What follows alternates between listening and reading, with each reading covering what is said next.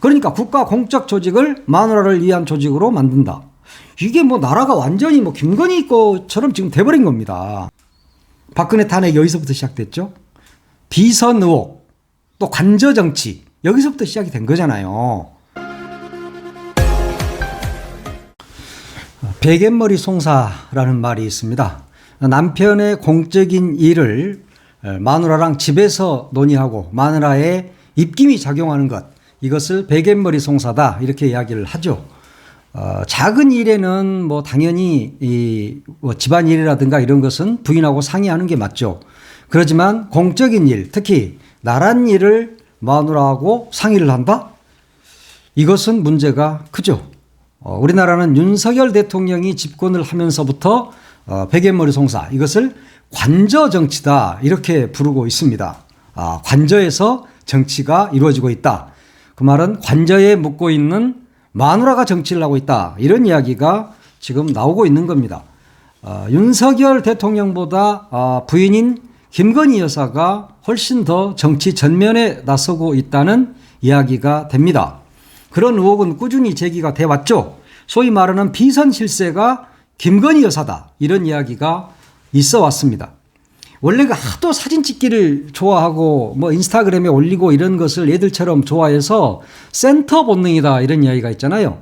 심지어 외국에 나가서 외국 정상들과 사진을 찍을 때도 대통령인 남편이 가운데 서야 되는데 본인이 가운데 서서 사진을 찍고 이러다가 미국에서는 경호원들한테 제지를 받는 그런 일까지 있었지 않습니까? 그런데 이 센터 본능, 이것이 사진 찍기에서만 있었으면 별 문제가 없는데 일선 정치에서까지 센터 본능이 작동을 하고 있는 게 아닌가 하는 그런 생각을 할 수밖에 없습니다. 그것을 뭐 모르는 국민들이 없죠.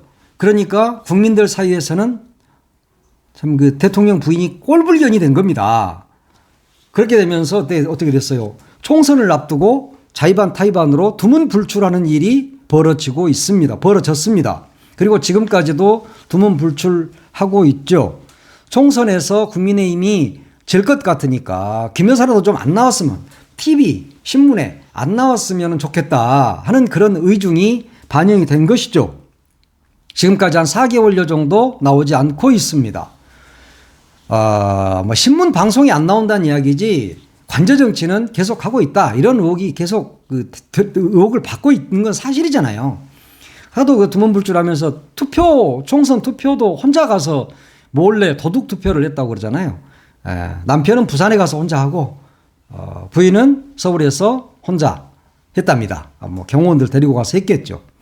총선에 미칠 파장을 우려해서 그런 도둑 투표까지 했는데도 국민의힘은 망했습니다. 108석밖에 얻지 못했으니까요. 그러니까 이렇게 두문불출한다고 해서 김건희 여사가 정치를 안 한 건 아니다. 이런 것이 증명이 되고 있지 않습니까? 지난 17일을 생각해 보십시오. 갑자기 이른 아침에 TV조선이 단독 기사를 하나 띄우잖아요. 박영선 국무총리, 양정철 비서실장, 유력, 뭐 이런 기사를 띄웁니다. 그러니까 대통령실이 화들짝 놀래요.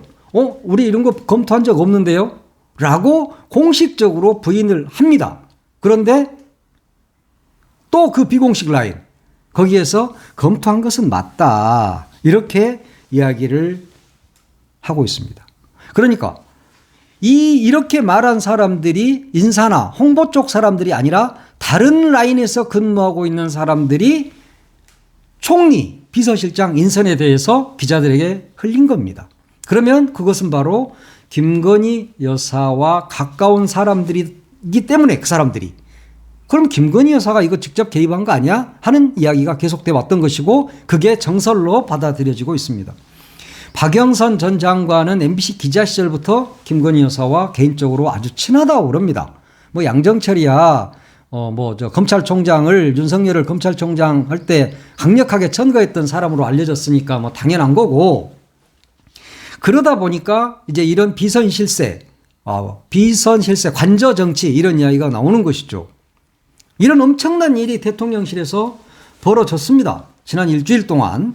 그런데 무슨 인사조치도 없어요. 그 사람들을 가리켜서 강신업 변호사 같은 경우는 간신이라고 표현을 했잖아요.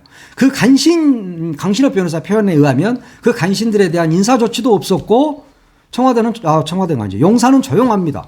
거기다가 언론도 조용합니다. 왜냐? 워낙 이런 관저정치, 비선 실세 의혹이 그동안 쭉 제기가 되었기 때문에 새삼스럽지 않다.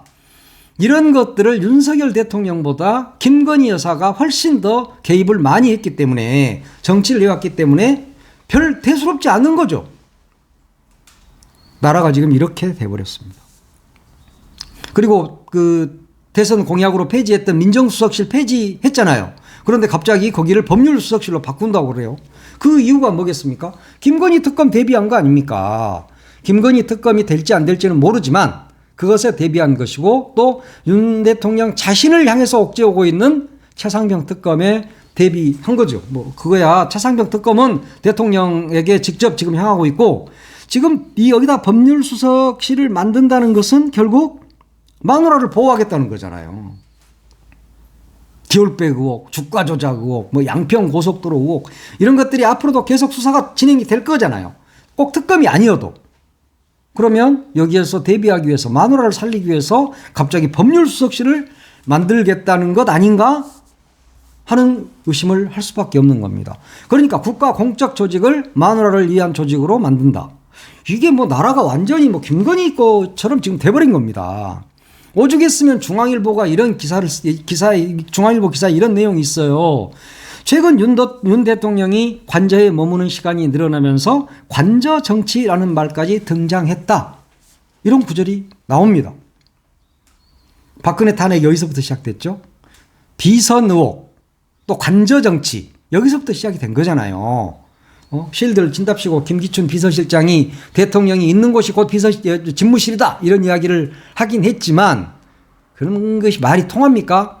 세월호 침몰할 때 7시간 어디에 있었는가? 이게 굉장히 중요한 이슈가 됐지 않습니까? 지금도 마찬가지고 그 의혹은 풀리지 않고 있습니다. 이미 탄핵이 됐지만. 관저 정치가 문제였던 거예요. 대통령실이 관저 정치로 지금 물들고 있다면 마누라의 입김으로 정치를 하고 있다는 의혹을 받을 수밖에 없습니다. 지금 국민들은 천공이 김건희에게 시키고 김건희가 대통령을 움직이는 그런 조직이 아닌가 하는 의심을 갖는 분들이 많습니다. 이런 것들을 해소해야 되겠죠. 지방자치단체장, 국회의원, 이런 사람들도 관저정치, 집안정치, 백연머리 송사가 문제가 되잖아요. 국회의원이야 특별히 인사권이나 있고 이런 건 아니니까.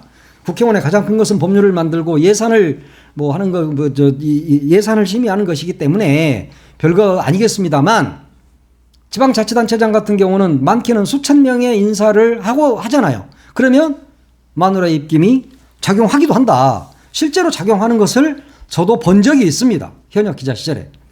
이건 분명히 도지사나 시장이 이런 거 하지 않았는데, 그리고 할 내용도 아니고 어떻게 보면 이 사람이 이렇게 승진할 사람이 아닌데 하는 경우가 있어. 알고 보면 부인과 고향이 같다거나 부인과 매우 친분이 있다거나 하는 경우입니다. 그러면 그 사람들은 반드시 그 다음 선거에서 떨어지고 망하죠. 지금 이 나라가 망하는 대로 가고 있습니다.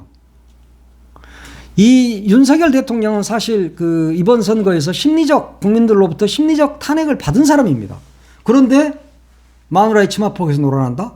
그러면 앞으로 심리적 탄핵이 실질적 탄핵으로 갈 수도 있다. 이런 것들은 굉장히 조심해야 합니다.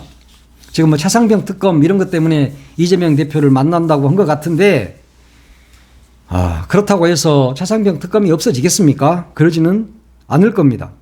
김건희 특검 역시 108석으로 반드시 막을 수 있다. 108석이면 충분히 막을 수 있다. 이렇게 생각을 하는 것 같은데, 박근혜 탄핵이 어디서부터 시작이 됐습니까? 자유한국당 여기서부터 시작이 된 거 아니에요? 자유한국당인가 새누리당인가? 하여튼 그 당은 이름이 자꾸 이상해. 나같이 이름 외우기가 너무 힘들어요. 하여튼 이 특검 역시 시작이 되면 이제 난리가 나죠. 그러니까 법률수석실 만든다 어쩐다 하는데 결국은 마누라를 어떻게 보호할 것인가, 이런 생각인 것 같아요. 지금 뭐 이번 주 중에 대통령과 이재명 대표가 영수회담을 한다 뭐 이런 이야기를 했는데 갑자기 정무수석을 확 바꾸면서 실무적인 논의가 이루어지지 않고 있죠. 그래서 이번 주 중에 만나게 될지 이것도 불투명합니다. 만약에 실무적인 회의도 제대로 이루어지지 않은 상태에서 영수회담이 열리게 된다면 그것은 졸속이 될 것이 뻔하죠. 그러니까 대통령 입장에서 나는 이재명 대표와도 만났다. 나는 소통을 잘하고 있는 대통령이야. 이런 말만 하고 싶은 게 아닌가 하는 생각이 듭니다.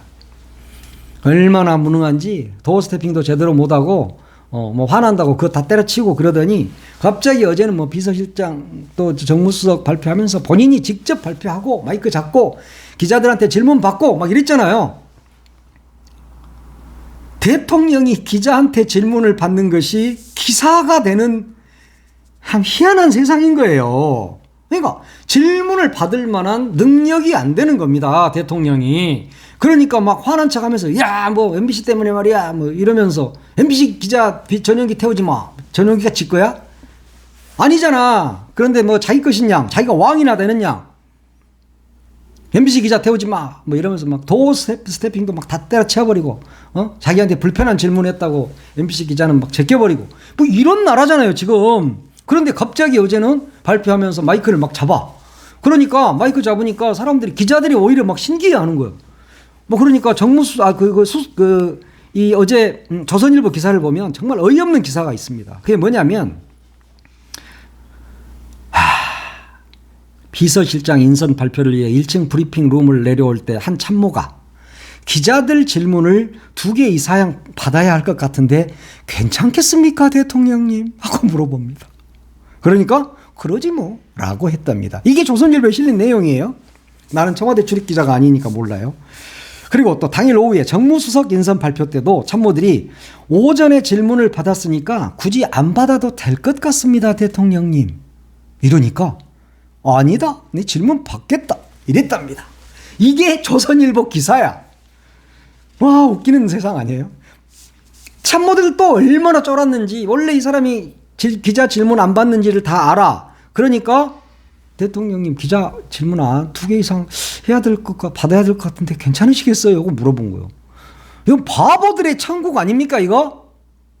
대통령이 받지 뭐. 또 오후에도 오전에 받으셨는데 안 하셔도 될 것 같습니다 대통령님. 아니야 받을 거야. 이런 아이고 진짜 이게 나라야? 이런 게 나라입니까? 난 나라가 아니라고 생각해. 근데 거기다가 뭐 비서실장을 뽑았는데 5선 중진 정진석 국민의힘 의원을 뽑았습니다. 이번 21대 총선에서는 낙선했습니다. 그러니까 낙선자에게 자리 하나 턱하니 안겨준 거야. 자기 친구야. 그다 고향 친구야 또.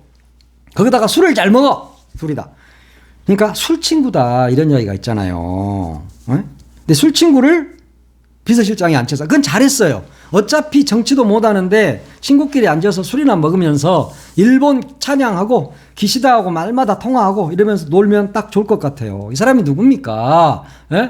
고 노무현 대통령 사자 명예훼손 혐의로 실형 받은 사람이 실형 6개월.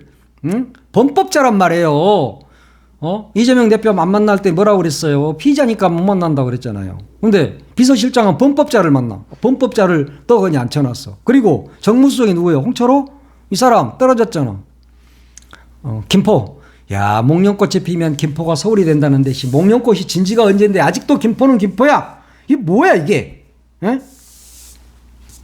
그러면서 이제 영수회담 요것도 여차하면 이제 미뤄지게 생겼어. 뭐 하여튼 그렇습니다. 이 비서실장이라는 사람이 대통령에게 노라고 말할 수 있습니까? 있겠습니까? 아무나 아는 그런 친구인데 지금 이 나라는 예스맨보다는 레드팀이 필요하고 레드맨이 필요해요. 그런데 대통령은 레드팀이 만약에 가동이 되거나 좋지 않은 이야기를 하면은 뭐 경로한다고 그러잖아요. 경로. 나라 땅 다 뺏어가려고 하는 일본한테는 경로 못하고 국민한테 경로하는 대통령이야. 그러니까 레드팀이 필요가 없어. 그러니까 비서실장도 자기 친구를 그냥 앉히는 겁니다. 그리고 홍철호 또 정진석 다 낙선자들이야 이번 22대 총선. 그러니까 그 사람들을 용산 대통령실에 취업시켜 준 거잖아요. 야, 이 사람들은 좋겠어. 자, 그러니까 이준석 이 친구 말은 별로 신뢰가 가지 않는데.